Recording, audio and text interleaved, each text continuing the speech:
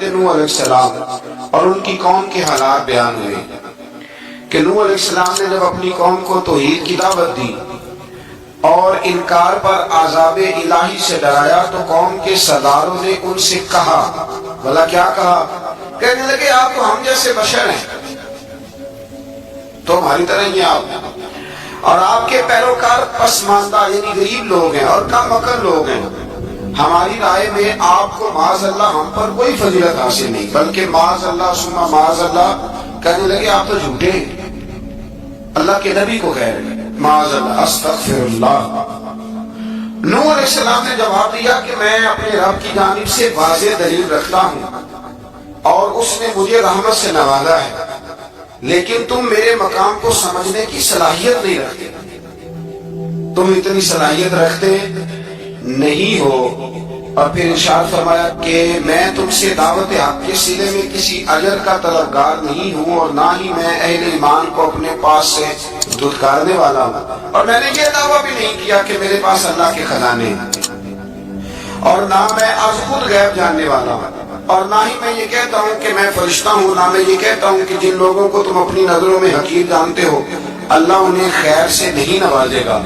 فرمایا یہ ٹھیک ہے کہ اللہ بشروں میں سے رسول بناتا ہے، پر جسے بناتا ہے پھر اسے بڑی شانیں عطا فرماتا ہے۔ پہلے دن سے انسان کا یہ مسئلہ ہے، پہلے دن سے انسان کا یہ مسئلہ ہے کہ وہ کہتا ہے میں انسان سے ہدایت حاصل کروں، لیکن رب نے بھی قانون بنایا ہے کہ اللہ تبارک و تعالیٰ بندے پر ہی وحی فرماتا ہے، فرشتوں جنوں کو اللہ نے اس منصب کے لیے منتخب نہیں فرمایا۔ قوم نوح نے کہا کہ آپ نے ہم سے بہت بحث کی معاذ اللہ، بس جس عذاب سے آپ ہمیں ڈرا رہے ہیں وہ لے آئیے۔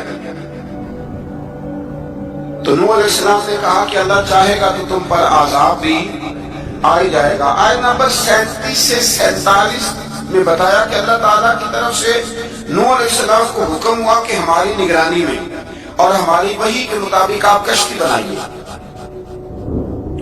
اور ظالموں کے بارے میں ہم سے کوئی بات نہ کریں۔ حضرت نوح کی خواہش تھی کہ یا اللہ انہیں بھی معاف کر دیں، فرمایا یہ ظالم ہے تو میرے نبی ان کے بارے میں مجھ سے کوئی بات نہ کریں، وہ ضرور غرق ہو جائیں گے۔ پھر وہ کشتی بنانے لگے، اور جب ان کی قوم کے سردار ان کے پاس سے گزرتے تو ان کا مذاق اڑاتے۔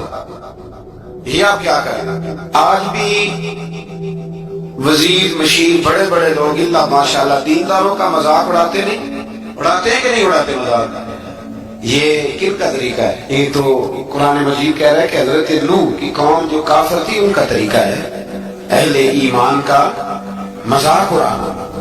تو وہ مذاق اڑانے لگے۔ نوح علیہ السلام نے کہا کہ وہ وقت آنے والا ہے کہ جب تمہارا مذاق اڑایا جائے گا اور تمہیں پتہ چل جائے گا کہ رسوا کن عذاب کس پر آئے گا۔ اللہ تعالیٰ نے فرمایا جب ہمارا حکم عذاب آ پہنچا اور تندور ابلنے لگا، تندور سے آگ نکلا کرتی ہے، پانی نہیں نکلا کرتا، اور نوح علیہ السلام کی قوم پر جب عذاب آیا تو پانی تندور سے نکلا، تندور سے اللہ نے پانی نکالا، جہاں سے پانی نکلا نہیں کرتا، تندور ابلنے لگا۔ اللہ اکبر۔ تو اللہ تبارک و تعالیٰ نے فرمایا تو ہم نے نوح علیہ السلام سے کہا کہ آپ خود اور اپنے گھر والوں کے ساتھ اس کشتی میں سوار ہو جائیں اور اہل ایمان کو بھی سوار کر لیں، اور ہر چیز کے جوڑے یعنی نر اور مادہ کو سوار کر لیں، اور ان کے ساتھ ایمان والے بہت کام تھے۔ حضرت نوح علیہ السلام دعائیں پڑھتے ہوئے سوار ہو گئے۔ پھر کیا ہوا؟ کشتی انہیں پہاڑوں جیسی موجوں میں لے جا رہی تھی کہ نوح علیہ السلام الگ کھڑے ہوئے اپنے بیٹے سے فرمانے لگے بیٹے ہمارے ساتھ کشتی میں سوار ہو جا اور کافروں کے ساتھ نہ رہو۔ اس نے یعنی نوح علیہ السلام کے بیٹے نے کہا کہ میں آپ کے ساتھ ہی بیٹھوں گا، ابھی کوئی پہاڑ آئے گا تو میں پہاڑ کی پناہ لے لوں گا۔ اگر کسی نیک آدمی کا بیٹا کبھی غلط نکل آئے تو اس کا مطلب یہ نہیں کہ اس نے تربیت ٹھیک نہیں کی، ہاں یہ اعتراض چھوڑ دیں، اس لیے کہ نوح علیہ السلام کا بیٹا کافر ہو گیا۔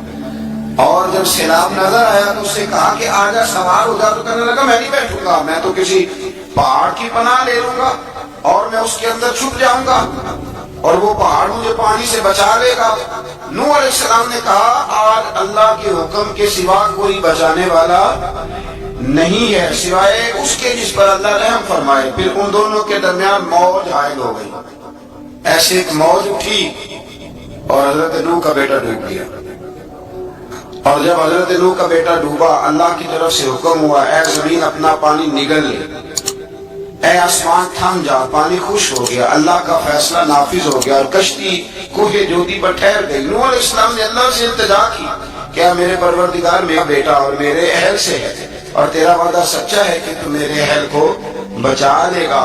اللہ نے فرمایا نوح وہ آپ کے اہل میں سے ہے ہی نہیں، وہ آپ کے اہل میں سے ہے ہی نہیں، اہل میں سے وہ ہوگا جو آپ کے طریقے پہ چلے گا، جو طریقے پہ نہ چلے وہ نسل میں سے ہے ہی نہیں، وہ ختم ہو گئی بات۔ اللہ اکبر۔ اس کے اعمال ٹھیک نہیں، جس بات کی حقیقت کا آپ کو معلوم نہ ہو اس کے بارے میں سوال نہ کرے۔ تو نوح علیہ السلام نے اللہ تعالیٰ سے اپنی اس اجتہادی خطا پر مغفرت اور رحم کی دعا کی۔ پھر طوفان نوح تھم جانے کے بعد وہ سلامتی کے ساتھ اتر گئے۔ اجتہادی خطا میں نے ایک لفظ بولا ہے، یہ اجتہادی خطا کا مطلب یہ ہے کہ بعض اوقات انبیاء سے ایسی باتیں سرزد ہو جاتی ہیں کہ جو تعلیم امت کے لیے ضروری ہوتی ہے، تاکہ لوگوں کو پتہ چل جائے کہ اللہ کی بارگاہ میں توبہ کیسے کرتے ہیں۔ اگر وہ لوگ توبہ نہ کرتے تو ہمیں توبہ کے طریقے سمجھ میں، یعنی ان سے اجتہادی خطا ہو گئی، کہنے میں کرنے میں کوئی ایسی بات ہو گئی جو بظاہر اللہ تعالیٰ کی رضا والی، تو فوراً معافی مانگ لیتے تھے۔ لیکن اب امتی اٹھ کے کہے کہ نبی گناہ گار ہے، معاذ اللہ۔ حضرت آدم نے دعا مانگی تھی، ربنا ظلمنا انفسنا، اے اللہ ہم نے اپنی جانوں پر ظلم کیا۔ انہوں نے کہا تھا تو اگر کوئی بندہ حضرت آدم کو ظالم کہے گا تو کافر ہو جائے گا، تو اگر وہ کہے کہ وہ تو خود کہہ رہے ہیں، ایک بندہ اڑ جاتا ہے کہتے تو خود کہہ رہے ربنا ظلمنا، تو خدا کے بندے وہ اللہ کے نبی ہیں، وہ رب سے کہہ رہے ہیں، وہ عاجزی کے طور پر کہہ رہے ہیں۔ کچھ لوگ اڑ جاتے کہتے خود حضور نے کہا ہے کہ انا بشر مثلکم، میں تمہاری طرح کا بشر ہوں، خود نبی پاک نے کہا ہے۔ عجیب بیوقوف بندے ہو، نبی کریم تو کہہ سکتے ہیں پر امتی اٹھ کے نہیں کہہ سکتا۔ اس نے تو کہنا ہے وہ حبیب اللہ ہے، اس نے تو کہنا ہے وہ قیامت میں شفاعت کرنے والے ہیں، امتی نے تو کہنا ہے وہ سارے نبیوں کے سردار ہیں، وہ امام الانبیاء ہیں۔ امتی وہ لفظ ادا کرے گا جو اس کے بنتے ہیں۔ اب کوئی بندہ اٹھ کے کہہ دے دیکھیں نا، ایک بہت بڑا عالم تقریر کرتے ہوئے کہہ دی میں تو ان پڑھ آدمی ہوں، تو اس کا شاگرد کہے کہ استاد کی قسم اٹھائے نا، آپ نے تقریر میں کہا نہیں میں ان پڑھ ہوں، آپ تو ان پڑھ ہے، تو یہ بات ادب ہے کہ بے ادبی ہے؟ چلیں اس سے آگے چلتے ہیں، یہ بھی ذرا مشکل سے سمجھ میں آئے گی۔ ایک اور بات جو جلدی سمجھ میں آ جائے گی، ایم ایل اے جب اعلان کرتا ہے، تقریر کرتا ہے، الیکشن لڑتا ہے تو کہتا نہیں میں قوم کا خادم ہوں، کہتے ہیں نا کہ میں قوم کا خادم سے آپ کیا کچھ کراتے ہو؟ سارے کام کراتے ہیں نا۔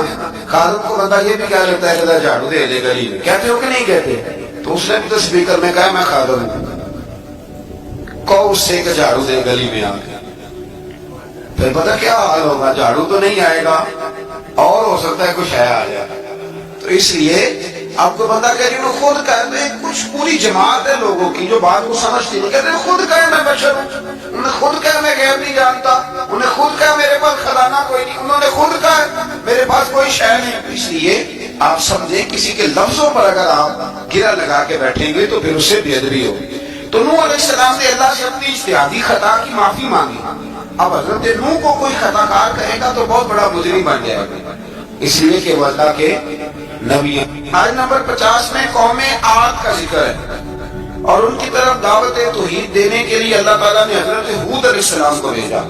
ہود علیہ السلام نے قوم سے کہا کہ میں تم سے کسی چیز کا اجر طلب نہیں کروں گا، میرا اجر میرے اللہ کے بارگاہ میں ہے، بس تم اپنے رب سے بخشش مانگو، پھر اس کی بارگاہ میں توبہ کرو، اللہ تعالیٰ تم پر موسلادھار بارش برسائے گا اور تمہاری قوت میں اضافہ فرمائے گا۔ قوم عاد نے دعوت حق کو رد کیا اور ایمان نہ لائے بلکہ ہود علیہ السلام پر طنز کیا۔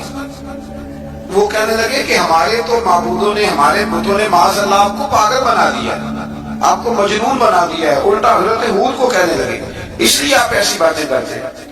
ہود علیہ السلام نے کہا میں اللہ کو گواہ بناتا ہوں اور تم بھی گواہ رہنا کہ میں تمہارے شرک سے بری ہوں اور میں اللہ پر توکل کرتا ہوں اور میں نے رسالت کا حق ادا کر دیا ہے۔ آیت نمبر 58 میں اللہ تعالیٰ نے فرمایا جب ہمارے عذاب کا وقت آ گیا تو ہم نے اپنی رحمت سے ہود اور ان کے ساتھ مومنوں کو نجات عطا کی، قوم عاد نے اللہ کی نشانیاں اور رسولوں کو جھٹلایا اور دنیا اور آخرت میں لعنت کے حقدار ہوئے۔ آیت نمبر 61 میں پھر سے حضرت صالح علیہ السلام اور ان کی قوم سمود کے حالات کو بیان کیا گیا ہے۔ حضرت صالح نے کہا ہے میری قوم اللہ وحدہ لا شریک کی عبادت کرو، اس سے بخشش طلب کرو، اس کی بارگاہ میں توبہ کرو، اس نے تمہیں زمین سے پیدا کیا ہے، اس پر آباد کیا ہے۔ جواب دیا صالح ہمارے آباء و اجداد کے معبودوں کی عبادت کو روکنے سے پہلے ہمیں آپ سے بڑی امیدیں تھی اور اب آپ ہمیں روکنے لگے ہیں باپ دادا کے دین سے، لیکن اب ہمیں آپ کی دعوت کے بارے میں شکوک ہے۔ صالح علیہ السلام نے اپنی قوم سے کہا کہ یہ اللہ کی اونٹنی ہے اور یہ تمہارے لیے نشانی ہے، اسے چلنے کے لیے آزاد چھوڑ دو اور اسے تکلیف نہ دینا۔ اللہ اکبر، ورنہ تمہیں عذاب پہنچے گا۔ انہوں نے اونٹنی کی کونچیں کاٹ ڈالی۔ صالح علیہ السلام نے کہا تم صرف 3 دن اپنے گھروں میں مزے اٹھا لو، 3 دن، پھر اللہ کا یقینی عذاب آئے گا۔ پھر ایک چنگاڑ نے ان کو آ دبوچا، وہ اپنے گھروں میں گھٹنوں کے بل اونڈے پڑے رہ گئے۔ صرف صالح علیہ السلام ان کے ساتھ اہل ایمان اس عذاب سے بچے۔ یہ 3 قوموں کا ذکر ہو گیا، نوح علیہ السلام کی قوم کا بھی، ہود علیہ السلام کی قوم کا بھی، اور حضرت صالح۔ آگے اللہ تبارک و تعالیٰ نے آیت نمبر 69 میں اس بات کا بیان فرمایا کہ حضرت ابراہیم علیہ السلام کے پاس فرشتے بشری شکل میں آئے، انسانی شکل۔ انہوں نے اجنبی مہمانوں کے لیے بچڑے کا بھنا ہوا گوشت تیار کرایا۔ آپ یقین کریں کچھ باتیں لوگ ایسی بیان کرتے ہیں کہ جن کو نہ سن کے بندے کا دل کرتا ہے کہ اس بندے کو بتائیں کہ یار یہاں تو دین سارا پڑھ۔ ایک سال مجھے کہنے لگے جی میں ایک پیر صاحب کے پاس گیا تھا تو بڑی مرغن غذائیں تھیں، انہوں نے میری بڑی خدمت کی پر مجھے نہیں اچھا لگا، پیروں کو چاہیے سادی روٹی رکھے۔ میں کہتا ہوں پیلاوار سے لسٹ بنا انہوں نے کس طرح نہ ہونا چاہیے۔ یہ بہت بڑی مصیبت ہے۔ اگر آپ سادہ کھانا کھلا دیں تب بھی اعتراض ہے، اچھا کھلا دیں کہنے رولا ہے پیر چوکھے مالدار، دونوں طرف سے مسئلہ۔ تو کہنے لگا جی پیروں کا کیا کام ہے، وہ کڑائیاں اور وہ سارے۔ تو پھر میں نے انہیں کہا کہ آپ اس طرح کریں گھر جا کے نا تو 12ویں سپارے کی تلاوت کریں۔ حضرت ابراہیم نے اپنے مہمانوں کے لیے بھونا ہوا کھانا تیار کرایا تھا۔ تو آپ کیا کہیں گے کہ حضرت ابراہیم درویش نہیں تھے؟ عجیب بات ہے بھائی، آپ ہر بات میں اڑ جاتے ہیں۔ دین ہم نے وہ لینا ہے جو اللہ کا قرآن ہمیں دیتا ہے اور رسول اللہ کی حدیث ہمیں دیتی ہے۔ جب انہوں نے دیکھا کہ مہمان کھانے کی طرف ہاتھ نہیں بڑھا رہے تو ان کو ڈر محسوس ہوا۔ حضرت ابراہیم کو فرشتوں نے کہا کہ ہمیں قوم لوط علیہ السلام کے عذاب کے لیے بھیجا گیا ہے۔ حضرت ابراہیم کی بیوی کھڑی تھی، اس پر وہ مسکرائیں تو فرشتوں نے اللہ کی طرف سے انہیں حضرت اسحاق علیہ السلام اور اس کے بعد حضرت یعقوب علیہ السلام کی بشارت عطا کی۔ اسحاق علیہ السلام حضرت ابراہیم کے بیٹے ہیں اور یعقوب علیہ السلام پوتے ہیں، اور یعقوب علیہ السلام کے بیٹے یوسف علیہ السلام۔ ہاں اللہ اگر چاہے تو 7 نسلوں میں نبوت رکھ دیتا ہے اگر اس کی منشا۔ تو حضرت یعقوب کی بشارت دی۔ انہوں نے حیرت سے کہا کہ ہم تو نہ میاں بیوی تو بوڑھے ہیں، اس عمر میں اولاد کیسے ہوگی؟ تو فرشتوں نے جواب دیا اے ابراہیم کے گھر والوں، تم پر اللہ کی رحمتیں اور برکتیں ہوں، اللہ کی قدرت پر تمہیں کیوں تعجب ہے؟ اللہ فرماتا ہے کہ بیٹے کی بشارت سن کر ابراہیم کا خوف دور ہو گیا اور پھر وہ قوم لوط کے بارے میں گفتگو کرنے لگے۔ ابراہیم بہت بردبار، اللہ سے آہوازی کرنے والے اور اس کی طرف رجوع کرنے والے تھے۔ اللہ تعالیٰ نے حضرت ابراہیم علیہ السلام کو فرمایا اے ابراہیم اس گزارش سے آپ گریزاں رہیں، اس کا یقینی فیصلہ ہو چکا ہے اور ان پر نہ ٹلنے والا عذاب نازل ہو کے رہے گا۔ وہ کیا گناہ کرتے تھے؟ لوط علیہ السلام کی قوم کو میں نے بتایا تھا، مرد مردوں سے بدفعلی کرنی۔ تو حضرت ابراہیم نے بھی عرض کی، بار بار گزارش بحث کی کہ اللہ مہربانی فرما ان کا عذاب۔ آپ دیکھیں نبیوں کے حوصلے کتنے بڑے ہیں، قومیں تنگ کرتی ہیں اور طرح طرح کی باتیں کرتی ہیں اور پیغمبر پھر بھی کہتے ہیں یا اللہ مہربانی فرما، اے اللہ ان سے عذاب۔ آیت نمبر 77 میں حضرت لوط علیہ السلام کی قوم کی بدعمالیوں اور لوط علیہ السلام کے اپنی قوم کو بدعمالیوں کے باعث فرشتوں کی آمد، قوم کے بدعمال لوگوں کے دوڑ کر آنے اور حضرت لوط کو ان کے سمجھانے اور ان کے انکار پر مضطرب ہونے کا ذکر ہے، جس پر فرشتوں نے حضرت لوط کو تسلی دی کہ آپ فکر نہ کریں، ہم آپ کے رب کے فرشتے ہیں، یہ آپ اور ہم تک نہیں پہنچ سکیں گے۔ آپ رات کے آخری حصے میں قوم کی طرف توجہ کیے بغیر ہجرت فرما لیں، اس لیے کہ صبح کے وقت ان پر عذاب آئے گا۔ جب اللہ کا عذاب آیا تو اس نے بستی کے اوپر کے حصے کو نیچے کر دیا اور قوم لوط کے اوپر اللہ کی طرف سے لگاتار نشان زدہ پتھر برسائے گئے، لگاتار پتھر آئے۔ آیت نمبر 84 میں اللہ تعالیٰ نے حضرت شعیب علیہ السلام اور ان کی قوم کا ذکر فرمایا ہے اور ان کے جرائم کو بیان کیا گیا ہے۔ وہ ناپ تول میں کمی کرتے تھے، دوسروں کو چیزیں کم طور کر دیتے تھے۔ اللہ تعالیٰ نے ان سے فرمایا کہ فساد فی الارض سے باز آؤ اور اپنے سے پہلے سرکش امتوں کا انجام دیکھ لو۔ جب حضرت شعیب کی نصیحتوں کا ان پر اثر نہ ہوا تو پھر اللہ تعالیٰ نے انہیں بھی عذاب سے ہلاک کر دیا۔ آیت نمبر 94 میں فرمایا کہ جب ہمارا عذاب آیا تو ہم نے اپنی رحمت سے حضرت شعیب اور ان پر ایمان لانے والوں کو بچا لیا اور ظالموں کو ایک زبردست چنگاڑ نے پکڑ لیا تو صبح وہ اپنے گھروں میں اونٹے منہ پڑے تھے، گویا وہ کبھی وہاں آباد تھے ہی نہیں۔ آیت نمبر 96 میں حضرت موسیٰ علیہ السلام کو عطا کیے جانے والے 9 معجزات کا ذکر ہے۔ پھر فرعون اور اس کے پیروکاروں کے باطل روش کے باعث ان کی ہلاکت کا بھی ذکر فرمایا اور دنیا اور آخرت میں انہیں ملعون یعنی لعنتی قرار دیا۔ جن بستیوں کو اللہ تعالیٰ نے ہلاک کیا ان میں سے بعض کے آثار موجود ہیں اور بعض کے آثار تک معدوم ہو چکے۔ ان میں سے ہر بستی والے اپنے ظلم کے باعث ہی ہلاک ہوئے۔ اللہ تعالیٰ کسی پر ظلم نہیں فرماتا، لوگ خود اپنی جانوں پر ظلم کرتے ہیں۔ جو شخص عذاب آخرت سے ڈرتا ہے اس کے لیے اس میں نشانیاں موجود ہیں۔ آیت نمبر 106 سے اللہ تعالیٰ نے انجام کے اعتبار سے لوگوں کی 2 قسمیں بیان کی۔ 2 قسمیں فرمایا، ایک ہے سعادت مند لوگ اور دوسرے ہیں بدبخت۔ فرمایا بدبختوں کا ٹھکانہ جہنم ہے جس میں وہ ہمیشہ رہیں گے، اور نیک بختوں کا ٹھکانہ جنت ہے، وہ ہمیشہ اسی میں رہیں گے اور ان کے لیے اللہ کی طرف سے نا ختم ہونے والی عطا ہے۔ آیت نمبر 110 میں حضور صلی اللہ علیہ وسلم کو تسلی دی گئی کہ جس طرح یہ لوگ قرآن کے بارے میں اختلاف کرتے ہیں اسی طرح قوم موسیٰ نے تورات کے بارے میں بھی اختلاف کیا تھا اور اللہ نے ان کے اعمال کا پورا بدلہ انہیں دیا۔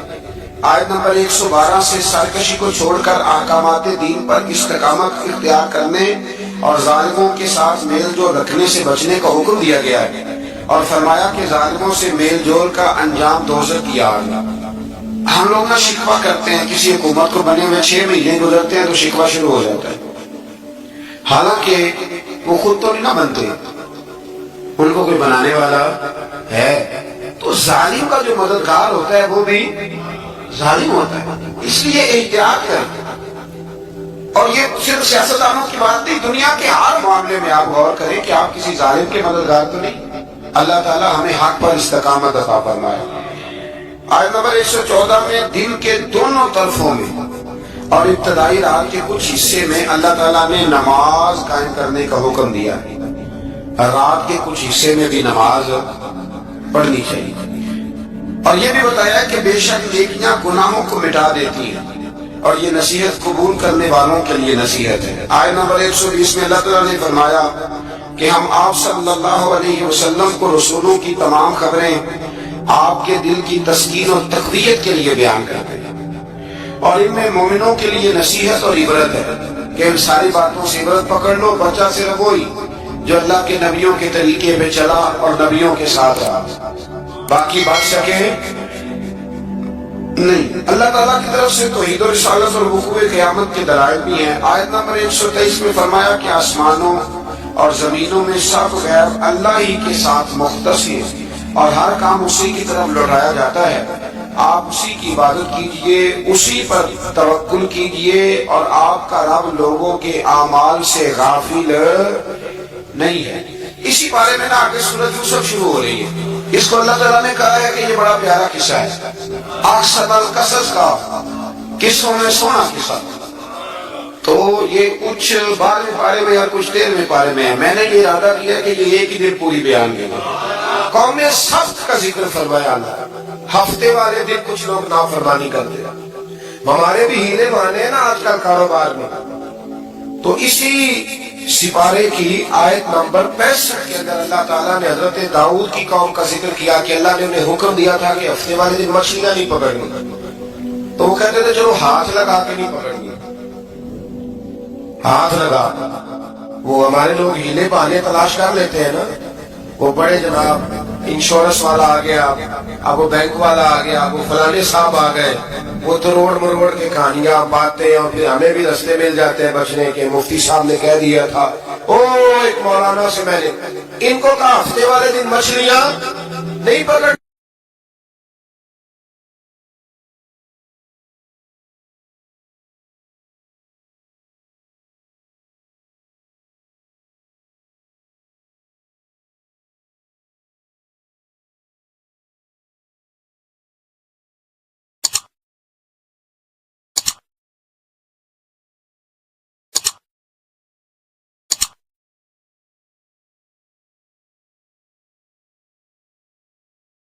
نہیں پکڑتے، چھوٹے چھوٹے حوض بنا لیے، تو مچھلیاں زیادہ آتی تھی اس دن، یہ بھی اللہ کی قدرت تھی، نماز کے وقت گار زیادہ آتے ہیں، یہ اس کی قدرت ہوتی ہے، تو وہ مچھلیاں حوض میں جمع ہو جاتی، یوں سمجھ رہے کہ جال انہوں نے لگا لیے ہوئے، تو جال میں وہ پھنستی رہتی تھی، حوضوں میں آتی رہتی تھی، ہفتے کو نہیں پکڑتے تھے، اتوار کو پکڑ لیتے تھے، تو پھر اللہ نے انہیں سزا دی، فرمایا تماشے کرتے ہو اللہ کے حکم کے ساتھ، کیا سزا دی؟ فَقُلْنَا لَهُمْ كُونُوا قِرَادَةً خَاسِئِينَ، فرمایا بندر بن جاؤ دھتکارے ہوئے، جو رزق حرام طریقے سے کماتے تھے رب انہیں بندر بنا دیتا تھا۔ ابھی بھی میں نے دیکھے ہیں بڑے بڑے تاجر پاگلوں جیسی زندگی گزار رہے ہیں، نفسیاتی طور پہ سکون نہیں ہے، کروڑوں روپیہ پڑا ہے، کیوں؟ اس لیے کہ رب کے بتائے ہوئے طریقے کے مطابق تجارت نہیں کرتے۔ آگے ایک اور دلچسپ بات آ گئی، بنی اسرائیل کے اندر نا ایک شخص نے اپنے چچا کو قتل کر دیا جائیداد کے لیے، یہ دیکھیں کب سے لوگ جائیداد کے لیے قتل کرتے آ رہے ہیں، چچا کو قتل کر دیا، اور قتل کر کے حضرت موسیٰ علیہ السلام کے پاس آئے کہ میرے چچا کو کسی نے قتل کر دیا ہے، تو بتائیں کیا کرنا ہے؟ تو آپ نے فرمایا کہ گائے ذبح کرو، اور اس کا ایک ٹکڑا مقتول کو مارو، مرنے والے کو، وہ خود اٹھ کے بتا دے گا مجھے کس نے قتل کیا۔ اب ارادہ نہیں تھا گائے ذبح کرنے کا، تو بہانے کرنے لگے، ارادہ نہیں نہ ہوتا تو پھر کیا ہوتے ہیں؟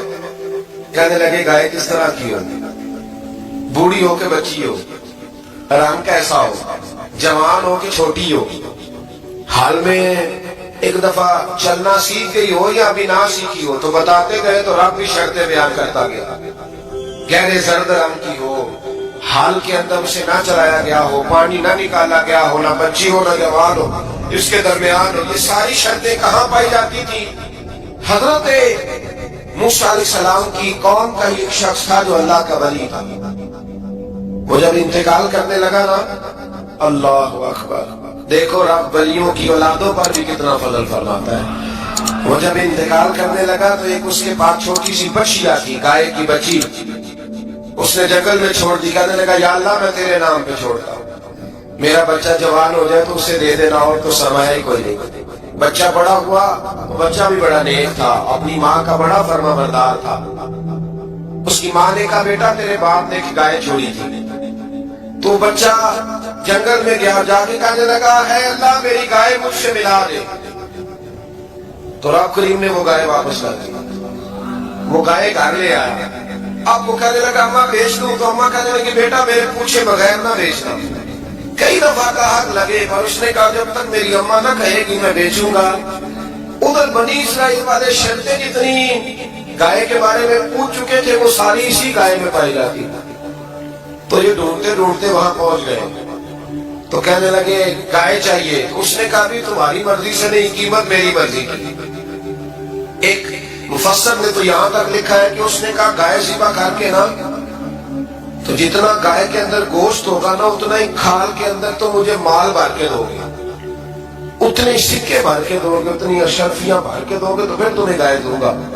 تو پھر یہ گائے انہیں ملی اور یہ گائے لے کر کے آئے، زیادہ سوالات نہ کرتے تو زیادہ الجھتے نہ، ہم بھی دین کے معاملے میں بڑے سوال جواب کرتے ہیں، اتنا سوال کریں جتنی اس کی ضرورت ہے، ان لوگوں نے سوالات زیادہ کیے تو پھر الجھ زیادہ گئے۔ تو میرے بھائی اس کا ذکر بھی اللہ تبارک و تعالیٰ نے پہلے پارے کے اندر بیان فرمایا. پھر اللہ کریم نے فرمایا کہ کچھ ایسے لوگ بھی ہیں یہودیوں میں سے جن کا دعویٰ ہو گیا کہ ہم اللہ کے بڑے پیارے ہیں. فرمایا یہ صرف ان کے منہ کی باتیں ہیں, یہ تو قیامت میں پتہ چلے گا نا کہ اللہ کا پیار کس کے ساتھ زیادہ ہے. اور پھر یہ بھی یہودیوں نے دعویٰ کیا ہے, اسی بارے میں اللہ فرماتے ہیں کہ ان کا دعویٰ ہے کہ ہم اللہ کے بڑے پیارے ہیں, جنت میں ہم ہی جائیں گے. تو اللہ فرماتے ہیں پھر مرنے کی دعا تو کرو, جنت میں تو مر کے جانا ہے. لیکن رب فرماتے ہیں یہ کبھی مرنے کی دعا نہیں کریں گے, اس لیے کہ انہیں پتہ ہے کہ ہم نے آخرت کے لیے کیا بھیجا. جی پہلا حکم آ گیا یا ایھا الذین آمنوا کہہ کے پہلی آیت قرآن پاک کی, پہلے سپارے میں پہلی آیت جس میں اللہ نے کہا یا ایھا الذین آمنوا. تو پہلا حکم آمنوا کہہ کے آیت نمبر 104 میں جو اللہ نے حکم دیا ہے نا وہ نبی پاک کی تعظیم کا حکم ہے. پہلا حکم ہی اللہ نے حضور کی عزت اور ناموز کا ارشاد فرمایا.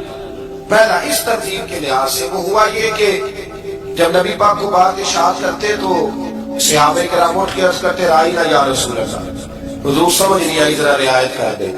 تو یہودیوں کی عبرانی زبان کے اندر ذرا کھینچ کے پڑھتے تھے رائنا, تو اس کا معنی بنتا تھا معاذ اللہ اے ہمارے چرواہے. بکریاں چرانے والے کو بھی وہ رائنا کہتے تھے. تو جب صحابہ یہ کہنے لگے تو اللہ نے منع کر دیا. فرمایا میرے محبوب کے غلاموں اس لفظ کے پیچھے چھپ کے, اس لفظ کے پیچھے چھپ کے لوگ میرے نبی کی بے ادبی کر جاتے ہیں. تو جس لفظ کا کوئی ایک معنی بے ادبی والا بنتا ہو وہ لفظ بھی میرے نبی کے لیے نہ کہو. لفظ وہ والے کہو جس میں کوئی بے ادبی کا معنی نکلے نہ. یہاں لوگوں نے بڑے بڑے لفظ نہیں بول دیے, پھر کہتے میرا مطلب یہ تھا, میرا مطلب وہ تھا, تو تم نے وہ لفظ بولا کیوں جس کا کوئی غلط مطلب بھی نکل سکتا تھا. اللہ نے فرمایا یا ایھا الذین آمنوا لا تقولوا رائنا, اے ایمان والو رائنا کہو ہی نہ. تو یا اللہ کیا کہے, فرمایا وقولوا انظرنا, تم کہو یا رسول اللہ ایک نظر فرمائیے. انداز دیکھیے, انظرنا ایک نظر. تو ہمارے بزرگ تو پہلے بڑے پیار والے کہہ دیا یا رسول اللہ انظر حالا. کہتے کہاں سے لاتے ہو جملے, میں نے کہا اللہ کی کتاب سے. یا رسول اللہ انظر حالنا یا حبیب اللہ اسمع قالنا. تو تم کہو انظرنا, محبوب نظر کرم کرے, واسمعوا, اور کیا ضرورت ہے دوبارہ پوچھنے کی. اللہ کہتا ہے پہلے ہی دھیان سے سنا کرو, پہلے ہی واسمعوا, پہلے یہ احتیاط سے سنو. وللکافرین عذاب الیم, اور کافروں کے لیے دردناک عذاب ہے. لیکن اسی بارے میں اللہ تبارک و تعالیٰ نے پھر اہل یہود کا ذکر کیا. تو یہود کہنے لگے کہ ہم حضرت ابراہیم کے ماننے والے ہیں. تو اللہ کریم نے وہ بھی ذکر کیا کہ میں نے تو ابراہیم کو آزمایا ہے. وَإِذِ ابْتَلَىٰ إِبْرَاهِيمَ رَبُّهُ بِكَلِمَاتٍ فَأَتَمَّهُنَّ, ہم نے ابراہیم کو کچھ چیزوں سے آزمایا ہے, وہ ہماری آزمائش پہ پورے اترے. قَالَ إِنِّي جَاعِلُكَ لِلنَّاسِ إِمَامًا, تو پھر ہم نے انہیں کہا کہ ہم آپ کو پوری دنیا کا امام بنائیں. وہ آزمائش کیا تھی, آگ میں جانا بھی آزمائش, بیٹے کا نہ ہونا بھی آزمائش, بیٹا ہوا تو پھر اسے وادی غیر ذی زرع میں چھوڑ کے آنا بھی آزمائش, بڑا ہوا تو پھر ذبح کرنا بھی آزمائش. فرمایا جہاں جہاں آزمایا ہے نا ابراہیم ہماری آزمائش میں پورے اترے. فرمایا تم مفت میں حضرت ابراہیم کی اولاد بنتے ہو اور ان کا نام لیتے ہو اور ان کے ساتھ اپنا تعلق بناتے ہو, دیکھو تو صحیح وہ کتنی آزمائشوں سے گزرے. تو اس کا بھی اللہ نے اسی میں ذکر فرمایا. اور پھر وہ بات کرتے تھے حضرت یعقوب کی اور حضرت اسحاق کی. تو فرمایا وہ تو ہمارے اتنے خاص بندے تھے کہ وصال کا وقت بھی انہوں نے اپنی اولادوں کو نصیحت فرمائی تھی کہ اللہ کی توحید پہ قائم رہے. اس کا ذکر بھی اللہ نے اسی بارے میں بیان فرمایا. اور جو حضرت ابراہیم اور جناب اسماعیل نے کعبہ تعمیر کیا تو اس کا ذکر بھی اللہ تعالیٰ نے اسی بارے میں فرمایا. اور فرمایا جب وہ کعبہ بنا رہے تھے تو کہہ رہے تھے ربنا تقبل منا, کہہ رہے تھے اے اللہ بنا ہم نے دیا ہے پر مہربانی فرما ہم سے قبول فرما. تو جو آئے کریمہ آخر میں عرض کرنا چاہتا ہوں اس پر بھی تھوڑی توجہ فرمائیں گے تو بات بڑی نکھر کے باہر آئے گی. یہ 16ویں رکوع کے اندر اللہ نے پھر یہود اور عیسائیت کا ذکر فرمایا. تو اللہ کریم نے ایک بات ارشاد فرمائی, یہودیوں کے ہاں جب کوئی بچہ پیدا ہوتا تھا پیلے رنگ کے ساتھ اس کو رنگتے تھے، یا کوئی خاص رنگ تھا ان کا، بچہ پیدا ہوتا تو اس پر وہ رنگ چڑھاتے کہ یہ جی ہمارے مذہب کا رنگ ہے۔ ہمارے یہاں بھی رسمیں ہیں نا، اپنی اپنی مذہب، اپنی اپنی نہیں ہونی چاہیے، اللہ رسول کا حکم ہونا چاہیے۔ تو یہودیوں کے یہاں بچہ پیدا ہوتا تو ایک خاص رنگ چڑھاتے، عیسائیوں کے یہاں پیدا ہوتا تو وہ بھی ایک خاص رنگ چڑھاتے۔ مسلمانوں کے یہاں بچے پیدا ہوئے تو انہوں نے بھی توجہ کی کہ یہ کیا ہو رہا ہے، تو رب کریم نے فرمایا سیدھا کرنا، رنگ اللہ کا ہی ہے۔ ومن احسن من اللہ صبغا، فرمایا اللہ کے رنگ سے زیادہ خوبصورت کس کا رنگ ہو سکتا ہے؟ اللہ کا رنگ کیا ہے؟ لا الہ الا اللہ محمد رسول اللہ صلی اللہ علیہ وسلم۔ فرمایا نیلے پیلے کالے رنگ نہ چڑھاؤ، اپنے ذہن پر توحید و رسالت کا رنگ چڑھاؤ، یہ سب سے بہترین رنگ ہے۔ اگر تمہارے ذہنوں پر رب رسول کی توحید کا رنگ چڑھ گیا تو یہ وہ والا رنگ ہے، پھر تمہیں کسی اور رنگ کی طرف جانے کی ضرورت نہیں پڑے گی۔ تو فرمایا رنگ وہ پیدا کرو جو توحید کا ہے، رسالت کا ہے، اس رنگ کی توجہ کرو۔ قرآن مجید کے اس بارے میں اللہ کریم نے مختلف باتیں بیان کر کے آخری رکوع میں یہ جو رنگ کا ذکر فرمایا نا، تو یہ لگتا ہے پورے پارے کا خلاصہ ہے کہ رب کریم نے فرمایا اصل بات یہ ہے کہ تمہاری سوچوں پہ رب رسول کی توحید و رسالت کا رنگ ہونا چاہیے۔ وہ ایک دفعہ مسلمہ کذاب بے ایمان کہنے لگا میں نے بنا لیا قرآن پاک کا جواب، معاذ اللہ۔ جواب کیا بنایا؟ وہ سورت ہے نا القاریہ القاریہ، وما ادراک ما القاریہ، کھڑکھڑانے والی کیا ہے، کھڑکھڑانے والی تمہیں کیا پتا کیا ہے کھڑکھڑی، قیامت کا ذکر ہے۔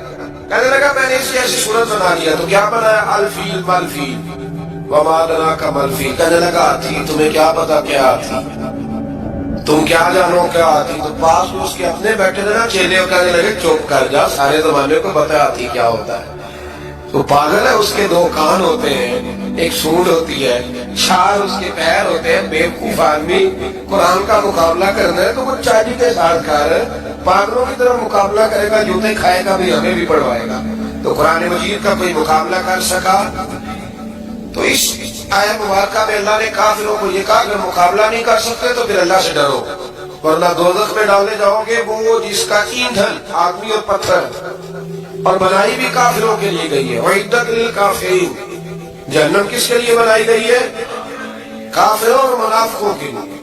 مسلمانوں کے لیے بنائی گئی، مسلمان مرضی سے چھلانگے لگائے تو ان کی موج ہے، ورنہ ان کے لیے جہنم، ان کے لیے اللہ نے جنت بنائی۔ اور یہ بات کرتے ہی رب کریم نے فرمایا اے محبوب علیہ الصلوۃ والسلام، مومنوں کو خوشخبری دے دے کہ اللہ نے ان کے لیے جنت بنائی ہے، اس میں باغات ہیں، انہیں رزق دیا جائے گا کھانے کے لیے، اور اس میں انہیں پاکیزہ بیویاں دی جائیں گی، اور پھر وہ اس میں ہمیشہ رہیں گے، انہیں اس سے نکالا نہیں جائے گا۔ آگے جو آیات کریمہ ہے نا، اس کے اندر اللہ تبارک و تعالیٰ نے فرمایا ہے کہ اللہ حیا نہیں کرتا سمجھانے کے لیے مچھر کی مثال بھی دینی پڑے گی۔ فرمایا قرآن سے کچھ لوگ ہدایت حاصل کرتے ہیں، کچھ گمراہ ہو جاتے ہیں۔ جب لوگ اپنی مرضی کی تشریحات چاہتے ہیں تو گمراہ ہوتے ہیں، اور جب قرآن کو رسول اللہ صلی اللہ علیہ وسلم اور امت مسلمہ کی تشریحات کی روشنی میں سمجھتے ہیں تو پھر اللہ ہدایت عطا فرماتا ہے۔ پھر اللہ تبارک و تعالیٰ نے آگے ارشاد فرمایا حضرت آدم کی پیدائش کا واقعہ۔ مفسرین نے لکھا اللہ نے مشورہ کیا تھا فرشتوں سے، وَإِذْ قَالَ رَبُّكَ لِلْمَلَائِكَةِ إِنِّي جَاعِلٌ فِي الْأَرْضِ خَلِيفَةً، لیکن کچھ مفسرین کہتے ہیں کہ اللہ کو ضرورت نہیں فرشتوں سے مشورہ کرنے کی، اللہ نے فرشتوں سے مشورہ نہیں کیا، بلکہ رب نے انہیں آگاہ فرمایا تھا کہ میں لگا ہوں زمین پہ اپنا نائب بنانا، میں خلافت دینے لگا ہوں زمین پہ۔ اب یہ تو دینے والے کی مرضی ہے نا اس نے کس کو دینی ہے، یہ تو دینے والے کی مرضی ہے نا اس نے۔ تو کچھ لوگ کہتے ہیں کہ دینے والے سے زیادہ ہمیں پتہ ہے، تو فرشتوں کو بھی یہ اجتہادی خطا ہو گئی، کہنے لگے یا اللہ اسے نہ بنانا، یہ فساد کرے گا، یہ خون ریزیاں کرے گا۔ تو اللہ نے فرمایا جو میں جانتا ہوں وہ تم، اللہ اکبر۔ امام راضی فرماتے جب رمضان آتا ہے تو اللہ فرشتوں سے کہتا ہے ذرا یہ کھول کے دروازے دیکھو نا یہ زمین پہ کیا کر رہے ہیں، تم تو کہتے تھے فساد کریں گے اور یہ سارے تراویحیں پڑھ رہے ہیں، تم تو گویا کہتے تھے فساد کریں گے اور یہ تو دیکھو گویا رمضان کے روزے رکھ رہے ہیں، یہ تو میری یاد میں نکلے ہوئے، تم کچھ کہتے تھے اور دیکھو میں نے تمہیں کہا تھا نا جو میں جانتا ہوں وہ تم۔ اللہ نے پھر حضرت آدم علیہ السلام کو تمام زمانے کے علوم عطا کیے، علم سکھا لیا۔ تو فرشتوں سے کہا تم بھی ان چیزوں کے نام بتاؤ، تو وہ بتا سکے نہیں۔ اللہ نے فرمایا اب اس طرح کرو، آدم کو سجدہ کرو۔ سب نے سجدہ کیا سوائے وہ کہنے لگا یا اللہ صرف تجھے ہی کرنا ہے، کرنا بھی صرف اللہ کو چاہیے، پر رب کے آگے بھی جھکنا چاہیے، اور جس کے سامنے رب جھکائے نا وہاں بھی۔ اور یہ جو عاجزی ہے نا، یہ جو جھکنا ہے، یہ علم کے آگے ہے۔ ہماری مصیبت یہ ہے کہ ہم علم کے آگے بھی گردن جھکانے کو تیار نہیں ہوتے، وہاں بھی ہم خود عالم فاضل بن جاتے ہیں۔ تو فرمایا کہ سب سے کہا سجدہ کرو، سب نے سجدہ کیا سوائے ابلیس کے۔ تو پھر ہوا کیا؟ وکان من الکافرین، وہ کافروں میں سے ہو گیا۔ پھر اللہ نے حضرت آدم کو اور جناب حوا کو نا مقام دے دیا جنت میں رہنے کے لیے، اور کہا سارا کچھ کھانا، درخت کے قریب نہ جانا۔